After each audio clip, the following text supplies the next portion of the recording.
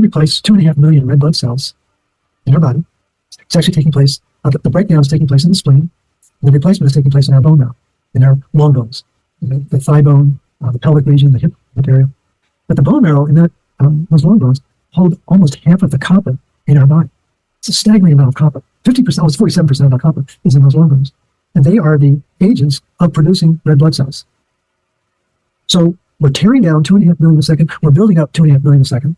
And this is going on all day long, all night long. And over the course of 24 hours, we make 200 billion red blood cells. It's absolutely amazing. And these red blood cells live for 120 days.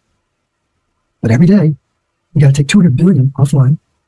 And what's really fascinating about that is that to replace 200 billion red blood cells, we need 25 milligrams of iron. And think about the 100 milligrams of copper.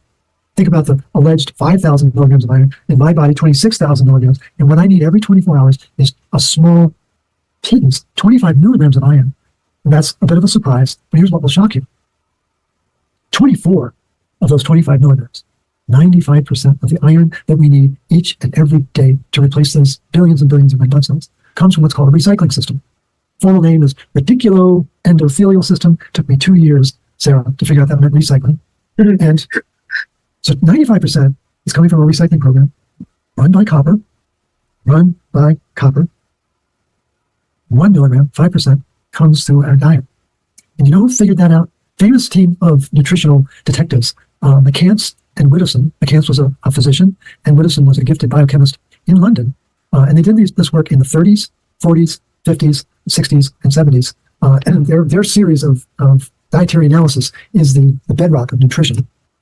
But they were the ones who said we only need 1 milligram of iron a day because they knew about the recycling system.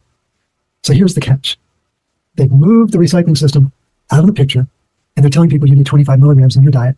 And you alluded to the iron-fortified cereals. And when I grew up, I mean, I'm embarrassed to tell people what I used to eat as a child, but, you know, sugar frosted flakes and things like that, Pop-Tarts, lots of, oh my goodness. But in any event, look on the side of your cereal box. They're based on a half a cup is what the nutrient profile is based on. A half a cup.